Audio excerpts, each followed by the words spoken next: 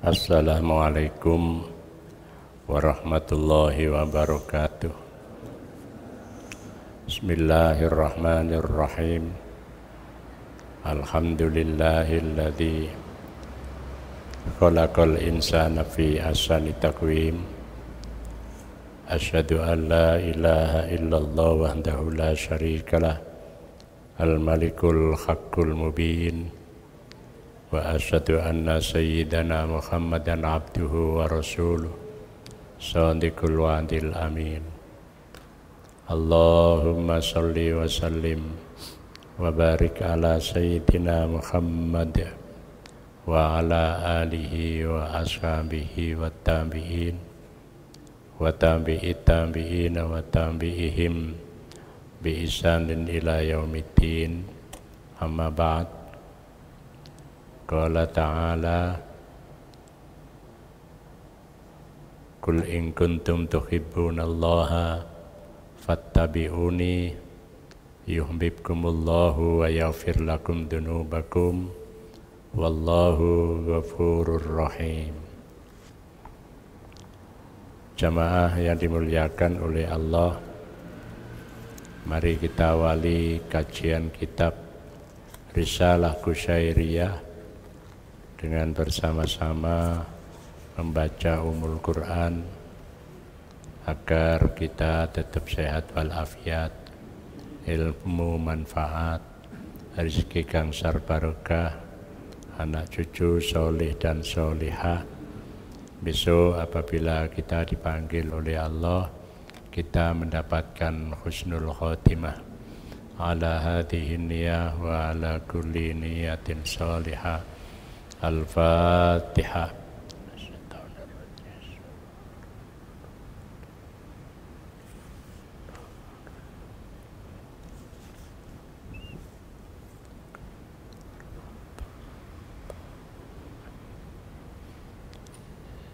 Jamaah yang dimuliakan oleh Allah, kemarin kita mengakhiri kajian pokok bahasan tentang al-hasad, al-hasud, di mana kelanjutan dari hasud itu mengumpat. Jadi kalau kemarin kita ulang lagi, hasud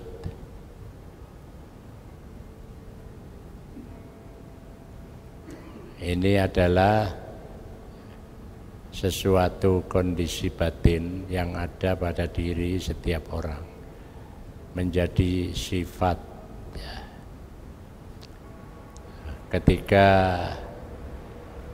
Ketika menjadi sifat, maka ketika ada tantangan, ada respon, maka akan muncul sikap. Setelah sikap, maka muncullah ucapan. Nah, kemudian muncul yang keempat, perbuatan. Jadi setiap orang punya sifat yang jelek, yakni hasud diantaranya. Tapi juga memiliki sifat yang baik, karena Allah menyatakan fa'alhamaha ujuraha wa taqwaha.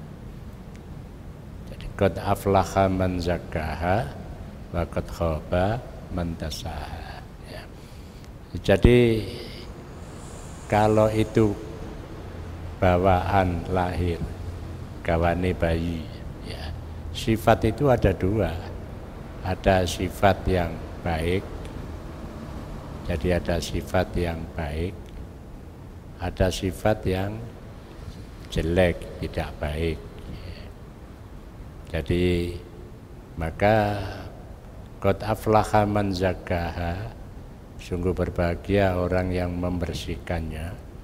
Maksudnya membersihkan dari sifat jelek. Wa qad khaba man dasaha, sungguh celaka orang yang tidak memperhatikan sifat jeleknya. Artinya diperhatikan sifat jeleknya. Nah, kalau dia lebih dominan mensikapi sifat jelek, maka akan ketika ada tantangan akan memunculkan sikap. Sikap itu belum menjadi perbuatan atau ucapan, baru di dalam batin seseorang. Nah, kemudian kalau punya sikap maka muncullah ucapan. Nah, ucapan ini bisa positif, ya, bisa negatif. Ya. Jadi ucapan itu bisa positif, bisa negatif. Ya. Nah, di antara ucapan yang negatif adalah mengumpat. Ya. Jadi di sini yang negatif ini mengumpat. Ya. Nah, mengumpat itu ucapan, tapi bisa diformulasikan dalam bentuk tulisan. Ya. Jadi mengumpat dalam bentuk tulisan. Apalagi dunianya sudah seperti ini, Pak. Jadi dunianya sudah teknologi modern. Jadi mengumpatnya adalah tidak dengan lesan, tapi dengan tulisan. Gitu. Nah, kalau ucapan itu positif, ya, maka ucapan yang positif itu ucapan yang dia mensikapi sesuatu dengan positif.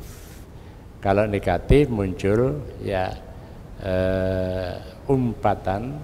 Kalau positif akan muncul juga ungkapan, tapi positif. Nah, kalau sudah begini biasanya lebih berbahaya kalau sampai hasud itu berubah menjadi umpatan, kemudian menjadi gerakan. Jadi menjadi gerakan. Ya. Dan ini lebih berbahaya. Nah, jamaah yang dimuliakan oleh Allah, disinilah kita akan membahas tentang ucapan ya yang negatif dalam bentuk umpatan, ya, dalam bentuk umpatan. Ya. Di dalam Al-Quran disebutkan la yaghtab ba'dukum ba'dha ayuhibbu ahadukum ayakula lahma akhihi maitan fakarihtumu. Jadi la yaghtab, ya, wala yaghtab ba'dukum ba'dha. Jangan sebagian di antara kamu sekalian mengumpat yang lain. Ba'dukum ba'don. Ayuhibbu ahadukum. Adakah salah seorang dari kamu senang ayakula lahma akhi, apabila makan dagingi koncone maitan, ya yang telah mati, fakarihtumu, maka bencilah engkau, ya, dengan sifat itu. Jadi kalau begitu di antara manusia itu ya ada yang senang dengan umpatan, ya, jadi senang mengumpat. Ana wong dididik diumpat, ya, dipaitu, dicela, gitu ya. Banjir dicela, wong ancane udan ya mesti banjir. Ditata ya apa ae ya mesti banjir, gitu ya. Apalagi masyarakatnya dianggap wis gak udan, bareng ngono mbuak sampah sak karepe dhewe. Akhirnya begitu udan deres banjir, gitu ya. Banjir sing dilokno bupatine utawa ya gubernure gitu. Tapi di tempat lain ada gubernur ndak diumpat padahal banjir di wilayahnya. Nah, itu berarti ada tendensi, ya. Jadi ada tendensi. Nah, itu memang penggaweane ya. Jadi penggaweane wong sing kurang penggawean. Jadi penggaweane wong sing kurang penggawean. Nah, jamaah yang dimuliakan oleh Allah ya. Tapi bagi seorang yang dia itu berpikir positif, ya tidak menyalahkan ya pejabatnya, nah, sudah diusahakan sedemikian rupa ya apa jane ora banjir, ya tetap banjir. Lele kepingin gak banjir, pindah Pak. Jakarta itu di wilayah yang tinggi Pak. Tapi ada wilayah yang tinggi tapi lebih tinggi lagi ya tetap banjir Pak. Ya. Lah iso ya ndukure bumi Pak. Gitu. Jadi nek ndukure bumi lek rono kudu numpak pesawat, cuma dasare opo gitu ya.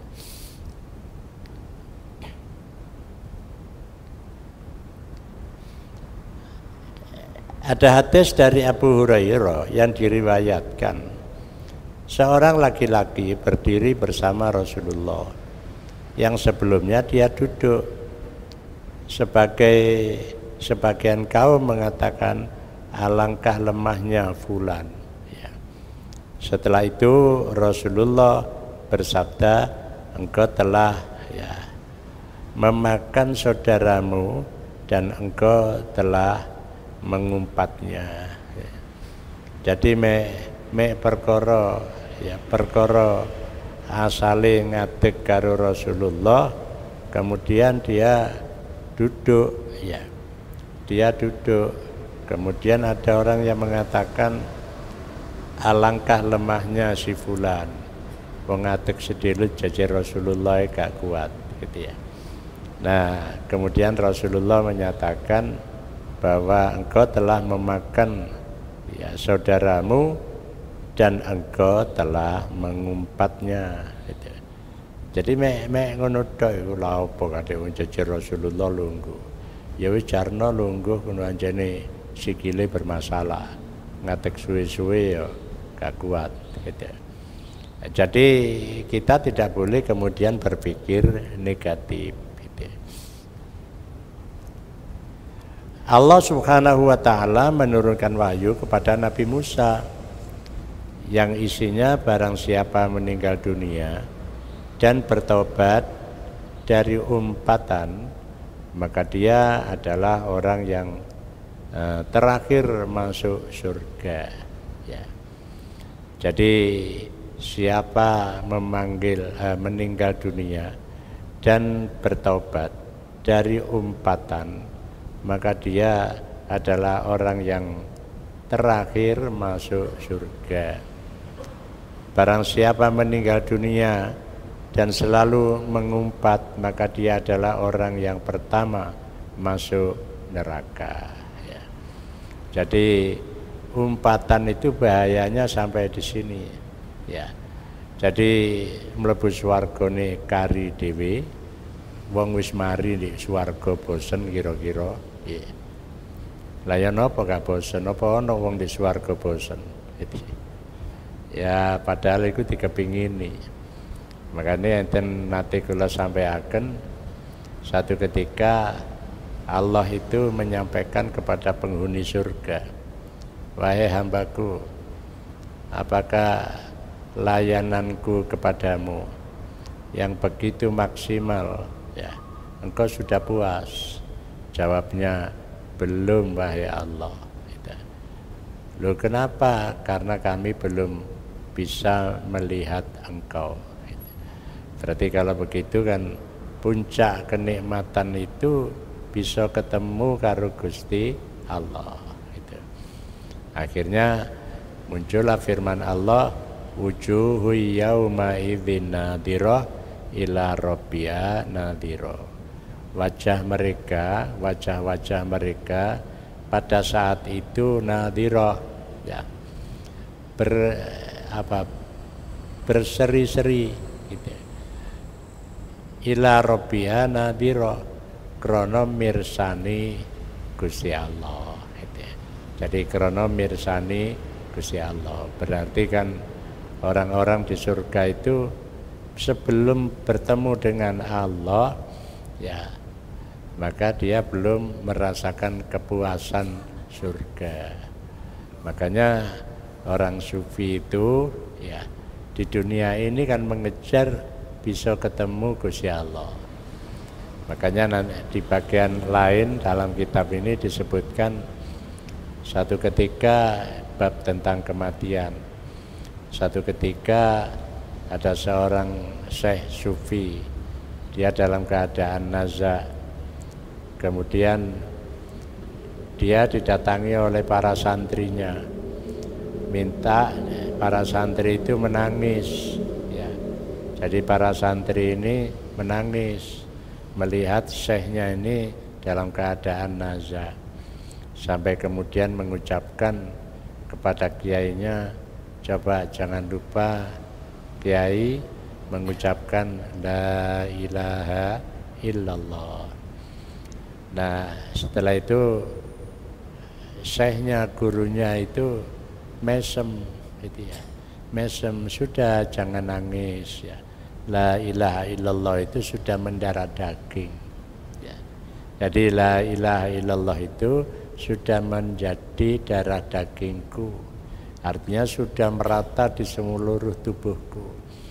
Nah sekarang saya sedang menikmati tempat yang akan diberikan oleh Allah kepadaku.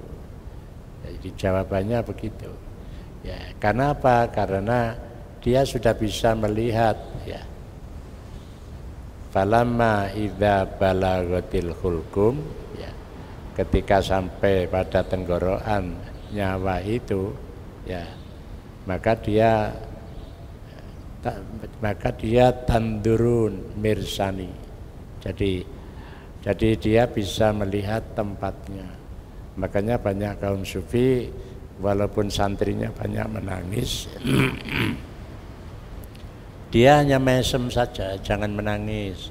Saya sekarang sedang menikmati satu tempat yang akan diberikan oleh Allah kepadaku. Gitu.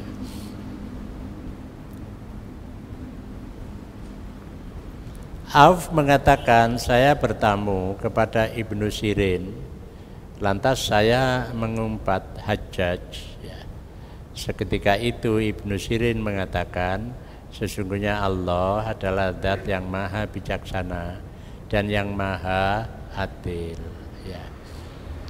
Apabila engkau bertemu dengan Allah di hari kiamat, maka dosa yang paling kecil akan menjadi lebih besar. Ya. Dan daripada dosa yang paling besar yang engkau limpahkan kepada Hajjaj. Ya. Jadi Hajjaj itu seorang khalifah sing kereng ya. Jadi sing kereng pokoke dolim lah gitu. Nah, kemudian Auf itu mengatakan kepada Ibnu Sirin, jangan engkau mengumpat orang yang seperti itu. Cukup doakan saja gitu. Jadi cukup doakan muga-muga dadi wong apik gitu. Ndak usah kemudian diumpat ngalor ngidul, tapi dongakno dadi wong apik gitu. Ya, mengapa? Karena kalau kita mendoakan orang yang tidak baik itu menjadi baik, maka Allah punya kekuasaan untuk merubah. Jadi untuk merubah perilaku Hajjaj. Jadi kalau begitu ya kalau ada orang yang dia itu melakukan perbuatan jahat ya, merugikan banyak orang ya, merugikan keuangan negara, ya ditungakno ae. Muga-muga tobat ya, eling gitu. Jangan diumpat. Nah sekarang ini kan banyak orang yang suka mengumpat gitu. Ya. Karena apa? Umpatan itu sepertinya ya, itu dosa kecil, tapi nanti bisa menjadi lebih besar dari dosa yang besar. Mengapa akan timbul fitnah? Gitu. Jadi akan timbul fitnah. Gitu. La al fitnatu asaddu minal qatl. Fitnah itu lebih berat, ya lebih nemen daripada pembunuhan. Gitu. Nah, jamaah yang dimuliakan oleh Allah. Jadi kalau kita melihat di sini, ya. Jadi kalau mengumpat itu sudah menjadi sebuah perbuatan yang semula merupakan ya ucapan yang menjadi tulisan, tapi kalau itu sudah menjadi perbuatan, ini menjadi situasinya yang disebut dengan fitnah, ya. Jadi menjadi fitnah. Jadi fitnah itu ya kerusakan yang lebih besar itu. Oleh karena itu bagi seorang salik ya, yang menempuh jalan ketuhanan itu hal-hal seperti ini harus dijauhkan gitu. Jadi ya ada sifat tidak suka pada seseorang, tidak ada, cuma ojo diterusno gitu ya. Rabbana wala taj'al fi qulubina ghillal lil ladzina amanu Rabbana innaka raufur rahim ya. Menurut suatu riwayat, Ibrahim bin Adham pernah diundang dan dia menghadirinya. Mereka yang hadir menyebut orang yang tidak hadir. Mereka mengatakan orang yang tidak hadir itu adalah Tukel ya. Tukel. Ibrahim mengatakan, inilah diriku yang telah membuatku demikian. Ya. Apabila saya menghadiri suatu tempat, orang yang akan mengumpat, setelah itu dia keluar dan tidak mau makan selama 3 hari. Ya. Menurut satu pendapat, perumpamaan orang yang mengumpat bagaikan orang yang meluruskan senjata. Jadi senjata manjanik ya, alat pelempar yang diberi peluru ya, yang diberi peluru tanah api ya. Nah, kebaikannya dia lempar ke timur dan ke barat. Dia mengumpat orang Khurasan, Hijaz dan Turki. Kebaikannya dia pisah, kemudian dia luruskan sehingga tidak ada sedikit pun ada di pangkuannya.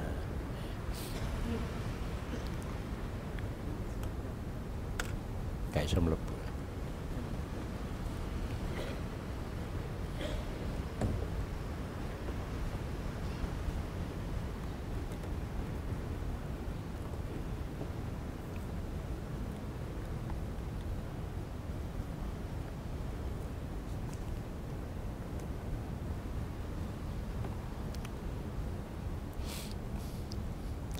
Jadi kalau memperhatikan apa yang terjadi pada Ibrahim bin Adham, saya ulang, pernah diundang dan dia menghadirinya. Mereka yang hadir menyebut orang yang tidak hadir. Mereka mengatakan orang yang tidak hadir itu adalah Tukel. Tukel itu dari kata takola. Tukel itu orang yang sedikit kesibukan, ya. Jadi sedikit kesibukan. Ibrahim mengatakan, inilah diriku yang telah membuatku demikian. Apabila jadi saya hadir, ya inilah diriku yang saya mampu seperti ini. Apabila saya menghadiri suatu tempat, ya orang-orang akan mengumpat. Setelah itu dia keluar dan tidak mau makan selama 3 hari. Maka menurut satu pendapat, perumpamaan orang yang mengumpat bagaikan orang yang meluruskan senjata, ya manjani, alat pelempar yang diberi peluru panah api. Jadi itu sama dengan menyulut persoalan. Kebaikannya dia lempar ke timur dan ke barat. Dia mengumpat orang Khurasan, Hijaz dan Turki. Kebaikannya dia pisah, kemudian dia luruskan sehingga tidak ada sedikit pun ya ada di pangkuannya. Menurut yang lain, catatan buku ya perbuatan seseorang hamba akan didatangkan di hari kiamat. Ya.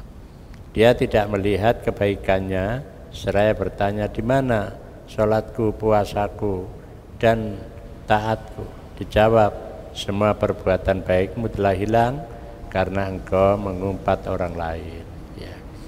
Sedang yang lain juga berpendapat, barang siapa diumpat oleh orang lain, maka Allah akan mengampuni separuh dosanya. Jadi ini gambaran yang diungkapkan oleh para sufi. Ya. Jadi kalau orang itu mengumpat orang lain, perbuatan baiknya hilang. Tapi ada yang mengatakan, ya perbuatan jeleknya diampuni tapi separuh, sing separuh ora disepuro. Ya. Nah, karena apa? Karena saking bahayanya mengumpat. Jadi mengumpat yang sudah sampai pada perbuatan, akhirnya memunculkan gerakan, dan ini bisa menjadikan munculnya fitnah. Ya. Jadi memunculkan fitnah. Makanya kalau ya wis cedek karo pilpres, kalau kita membaca banyak orang yang ya ada orang yang rupanya mau dicalonkan untuk itu tapi selalu diumpat. Maka kebaikan orang yang mengumpat itu akan dilimpahkan kepada orang yang diumpat. Gitu.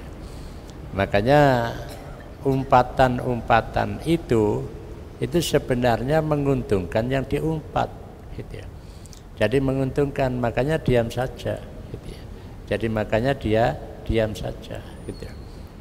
Ya di samping itu juga ke dosanya itu disepuro oleh Allah mung separuh. Gitu. Mung separuh.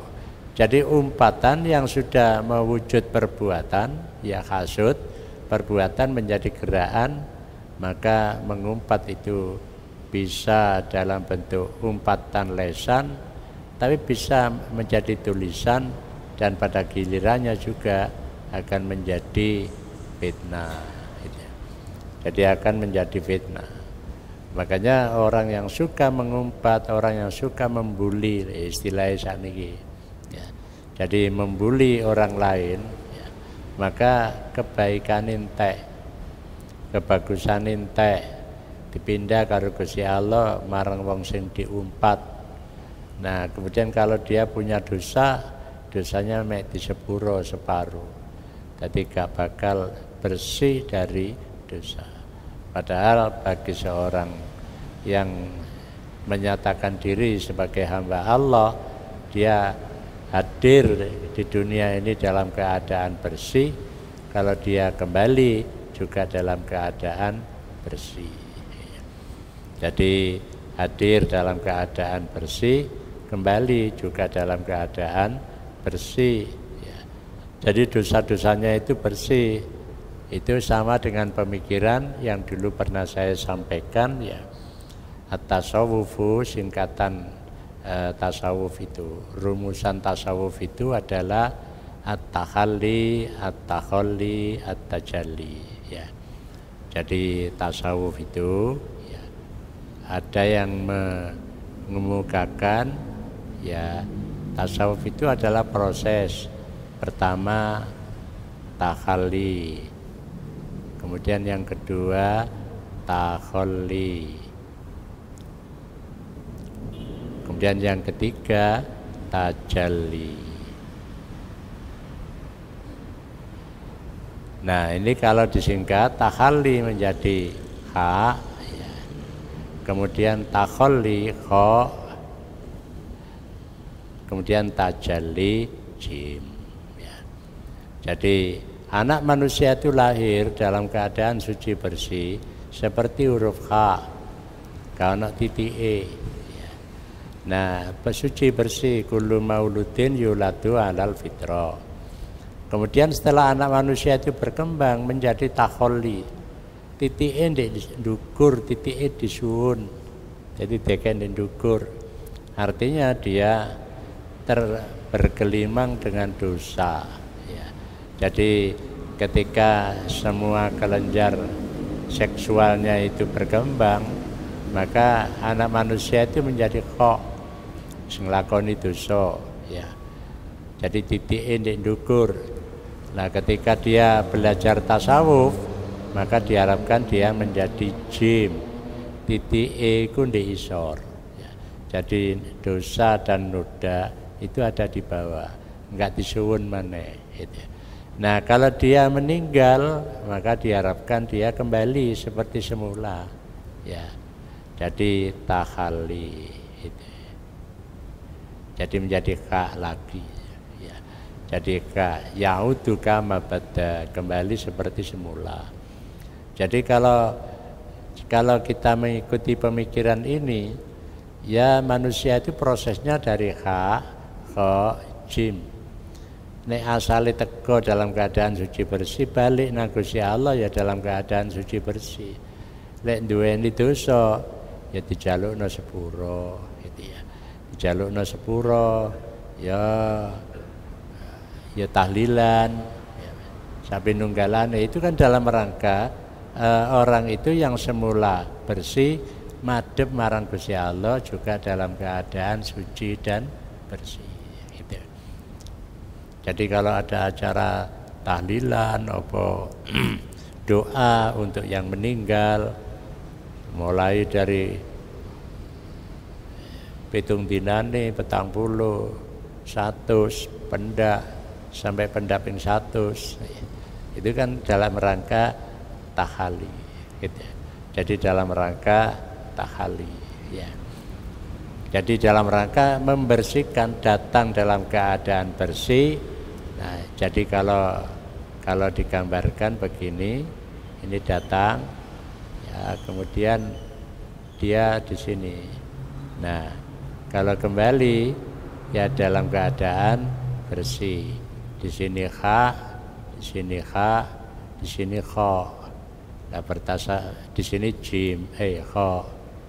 Kemudian di sini diharapkan dia menjadi jim. Umpama dosa itu dudu dosa yang direncanakan, tapi dosa yang ya kesandung gitu ya. Jadi kesandung, enggak ada rencana berbuat dosa. Nah, itu tujuannya orang belajar tasawuf itu, titik dosa nodanya itu tidak lagi di atas tapi di bawah. Nah, kalau bisa dia nanti kembali tanpa bantuan orang lain, dia kembali dalam suasana seperti semula. Nah, bagi orang yang mengumpat, itu kan posisinya di sini, ya. Jadi posisinya di sini. Nah, maka kalau dia tidak bersegera taubat, padahal taubat nang menungso ini paling berat, gitu ya. Jadi taubat kepada manusia paling berat. Maka kalau dia taubat, dia menjadi jin. Jadi dosane duduk dosa yang direncanakan. Harapannya nanti dia kembali kepada Allah seperti huruf K, bersih lagi. Ya mungkin pembersihannya, tazkiyahnya. Jadi di sini ada proses namanya tazkiyah. Jadi tazkiyah, pensucian diri. Ya kalau memang tidak bisa suci secara sempurna, ya dibantu oleh temannya. Jadi dibantu oleh temannya, ya tahlilan, ya fidaan dan macam-macam.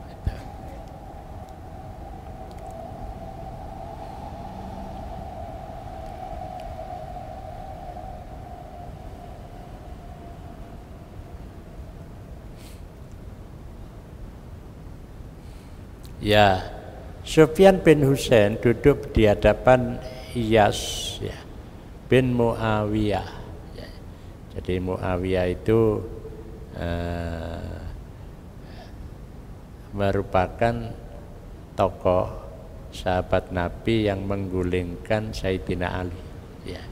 Nah, punya anak namanya diantaranya adalah Iyas.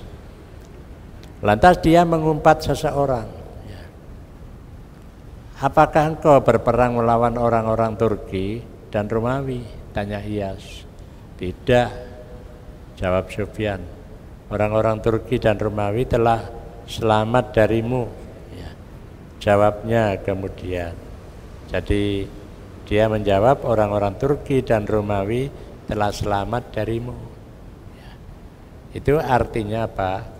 Dia nyindir pada Iyas. Ya, karena ya banyak khalifah Muawiyah itu yang dia perilakunya tidak mencontoh Rasulullah. Hanya Umar bin Abdul Aziz yang perilakunya meniru Rasulullah.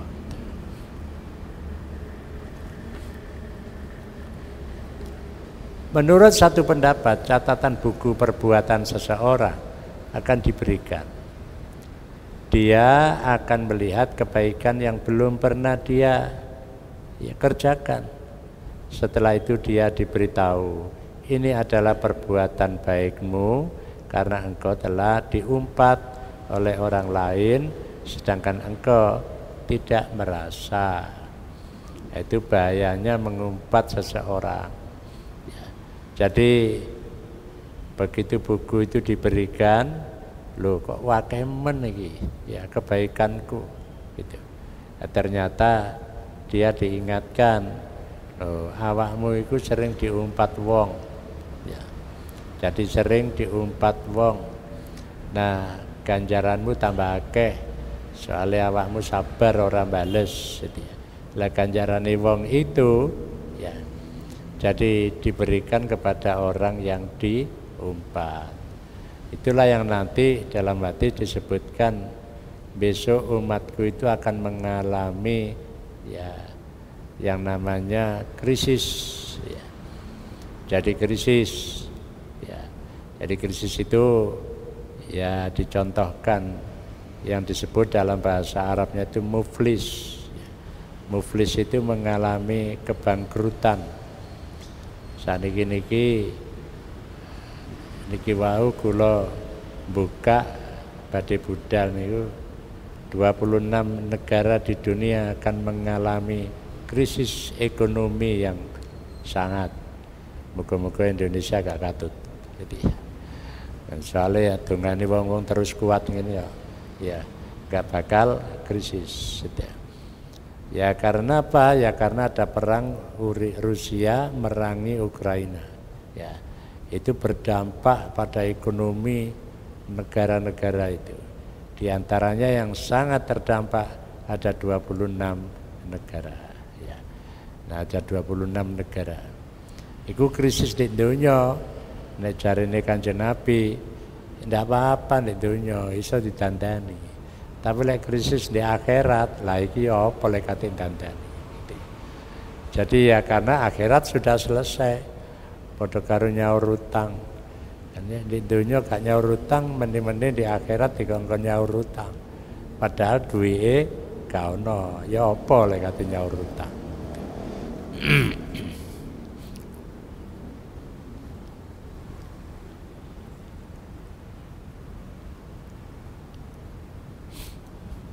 Nggih. Sahabat Sufyan Ats-Tsauri pernah ditanya tentang sabda Rasulullah. Ya.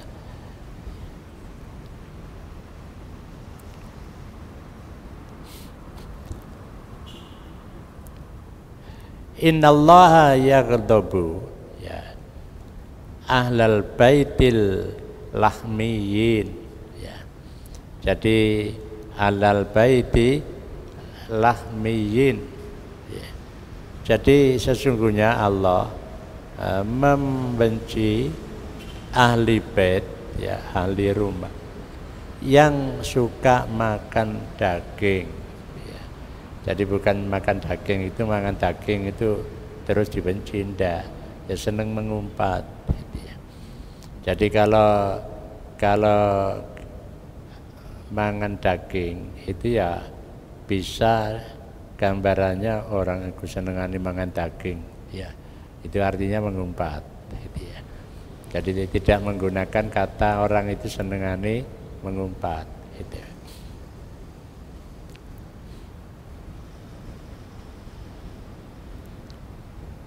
Nah, maka dijawab di situ orang-orang yang mengumpat orang lain adalah orang-orang yang memakan daging mereka. Jadi dagingnya itu dipangani, dikerokoti, ya. Padahal fakarihtumu perintahnya engkau harus benci, tidak suka melakukan pengumpatan. Gitu. Nah, jamaah yang dimuliakan oleh Allah. Jadi posisi orang berbuat jelek, ya itu di sini ketika dia ya nafsu syaitonia, nafsul bahimia, nafsu sabuia itu mulai dominan di sini. Nah, makanya dengan bertasawuf maka dia hendaknya posisinya dirubah menjadi tajalli jim titik liisor.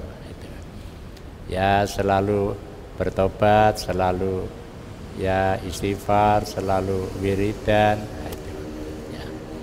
Jadi dia selalu berusaha untuk membersihkan. Bersih betul tidak bisa. Tapi kalau ada orang sampai pada tahap betul-betul bersih, itu luar biasa. Makanya kita jangan sampai punya teman kembali kepada Allah dalam keadaan tidak bersih. Ya. Ono kalane bersih dohire, ya didusi, ya dikafani, ya disolati, tapi perlu bersih batine. Maka di situ ya kita banyak membantu doa pada mereka. Makanya orang Islam ini kan mesti membaca doa Allahumma fir lil muslimina wal muslimat wal mu'minina wal mu'minat al-ahya'i minhum wal amwat. Jadi wong Islam iki mesti ndongakno kancane. Ya. Masih koncone iku ya mungsuhe itu ya. Wong iku kalimatnya muslimin dan muslimat to. Masa ana mara kejaba nika Gusti. Allahumma fir lil muslimina wal muslimat kejaba Syiah yang ndak ana. Ya wis umum sifatnya. Makanya tidak adalah artinya kita itu membenci orang, tapi sekaligus kita ini yang memintakan ampun pada orang itu kepada Allah, ya. Memintakan ampun orang itu kepada Allah. Jadi muspro tuas dodone sesek tapi ya njalukno sepuro. Lah padha-padha sesek perkara gak seneng karo wong sing gak disenengi tambah sukses, dodone tambah sesek. Ya. Sepokoknya ana wong sukses ndang-ndang mengucapkan selamat, jabat tangan selamat atas keberhasilan Anda. Semoga Allah juga memberikan keberhasilan seperti Anda kepadaku. Penak wis. Gak usah moro oleh ndiae duwe. Jadi oleh ndiae duwe. Iku urusane dhek, kita ndak melok urusan. Dia korupsi, dia macam-macam, itu urusan dia. Nah kita pun kadek mikir ngoten. Jadi ndak usah mikir kadek macam-macam. Oh paling itu ya wis. Ya utang di bank itu ngono iku. Ya. Lah ya wis babah ya. Gak usah kadek mikir atau gitu ya. Nah itu artinya apa? Kita ini tidak terlalu banyak suka menilai orang lain gitu. Ya kita berusaha untuk muhasabah menilai diri kita sendiri. Karena tujuan kita adalah tidak lain datang dalam keadaan bersih H seperti huruf H, kembali seperti huruf H.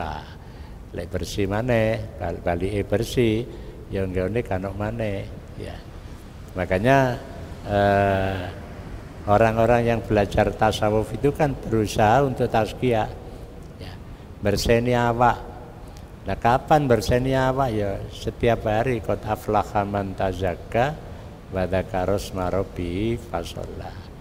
Jadi dzikir karo salat itu dalam rangka tazkiyah, dalam rangka tazkiyah.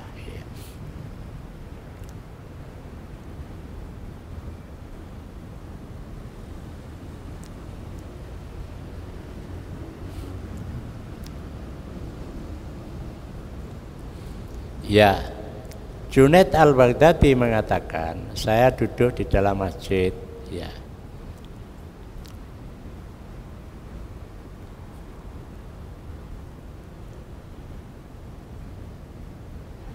Saya duduk di dalam masjid Syaumitiyah, menunggu jenazah yang akan disolati. Demikian juga orang-orang Baghdad, tetapi mereka duduk berdasarkan kedudukan mereka. Jadi lungguhe itu ya sesuai dengan kedudukannya, ya. Setelah itu saya melihat orang fakir yang bekas ibadahnya kelihatan, ya. Dia mengemis kepada orang lain. Saya bergumam kepada diri sendiri, seandainya orang fakir itu berhias diri, tentu dia akan lebih tampan, ya. Setelah itu saya pulang ke rumah. Pada waktu malam di hadapanku terdengar suara wirid berupa tangisan sholat, dan yang lainnya. Wirid itu dapat menundukkan semua wiridku, ya. Ketika itu saya dalam keadaan antara bangun dan duduk, tapi sangat mengantuk sehingga saya tertidur. Dalam tidurku saya melihat orang fakir dipanggil oleh beberapa orang dan diletakkan di atas singgasana yang luas. Jadi didudukkan di singgasana yang luas, ya. Mereka mengatakan kepadaku, makanlah dagingnya karena engkau telah mengumpatnya, ya. Saya teringat tentang peristiwa itu. Saya mengatakan saya tidak mengumpatnya. Saya hanya bergumam pada diri sendiri. Saya belum ngomong di dalam hati toh, gitu ya.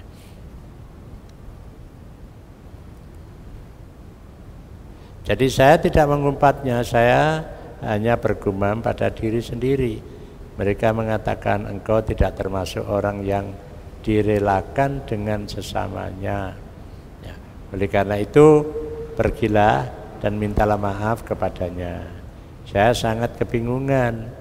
Suatu saat saya dapat melihatnya di suatu tempat yang apabila air mengalir dia dapat memperoleh daun-daun yang telah jatuh dari pohon ketika ia disiram. Setelah itu saya mengucapkan salam kepadanya. Dia bertanya kepadaku, apakah engkau masih membiasakan diri mengumpat? Saya menjawab tidak. Dia mengatakan mudah-mudahan Allah Subhanahu wa ta'ala mengampuni kita. Jadi kalau sudah orang itu bergerak dalam kehidupan kebatinan, itu biasanya langsung ngenei wong iku, ya. Walaupun hanya di batin, kan bergumam tok di hati. Ya wong iku sajane umpama gawe pakaian api nek gagah ta. Ya, padahal dia juga tidak dengar, padahal dia itu ya orang yang istimewa di hadapan banyak orang. Oleh karena itu banyak orang melihat orang berpakaian sederhana itu bukan karena apa-apa, tapi dia sederhana itu karena ingin berpakaian yang sederhana itu. Tapi dia ahli wirid, nah itu yang akhirnya Junaid al-Baghdadi ya satu ketika ditegur, ya, apakah kamu masih suka mengumpat? Tidak. Ya, semoga Allah mengampuni kita. Ya, mungkin ada pertanyaan, monggo. Ya, yang ditanyakan, apakah orang yang suka mengumpat itu tidak akan bisa berubah? Ya. Jadi kita coba pahami, ya. Jadi orang yang suka mengumpat itu kan sudah di sini dia. Jadi tidak lagi di dalam batinnya, tapi di dalam perbuatannya, ya. Jadi dalam gerakannya. Maka gerakan itu tidak mungkin muncul tanpa ada kaitannya dengan sifat. Nah, apakah perbuatan itu bisa berubah? Ya. Nah, perubahan itu bisa mungkin diingatkan oleh temannya seperti kasusnya Junaid Al-Baghdadi. Tapi ada karena ya dia belajar. Ya. Jadi ada kalanya dia diberitahu temannya, tapi ada kalanya karena dia belajar. Ya. Jadi dia bisa berubah. Nah, perbuatannya jika tidak dirubah dengan sendirinya dan Allah tidak akan merubahnya. Ya, sifat seperti ini kan ya harus dia sendiri yang tahu. Makanya orang itu harus tahu apa kekurangan dia. Ya. Jadi kekurangan dia itu kalau nanti ahli thariqah itu penyakit batin, penyakit hati itu tempatnya ada di tengah, ada di kiri, ada di kanan, ada di atas susu, di bawah susu, dan seterusnya. Lah penyakit itu penyakit apa? Itu harus ditembak dengan Allah, Allah, Allah, Allah, Allah, Allah. Ya, jadi terus ditembak supaya itu hilang. Makanya praktek membaca Allah tanpa suara, hanya lidah saja, itu adalah merupakan amalan yang langsung dihadapkan pada diri. Tapi Imam Al-Ghazali itu mengingatkan kalau Anda berzikir, Anda membaca Al-Quran, ya paling tidak ada suara yang bisa didengar sendiri. Jadi mengucapkan, kemudian suara masuk telinga, dan kemudian masuk ke relung hati yang paling dalam, maka dari situ dia akan membuang semua penyakitnya. Jadi versi ulama itu berbeda-beda. Tapi kalau versi Imam Al-Ghazali baca ya sebut dengan ada suara sedikit yang bisa masuk ke dua telinga kita, kemudian akan masuk ke relung hati kita yang paling dalam.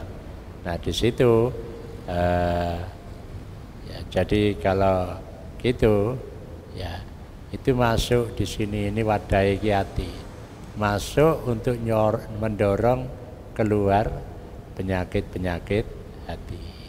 Jadi dilebokno, dan ini yang menginap di sini ini, menyelinap di sini ini bisa keluar. Gitu.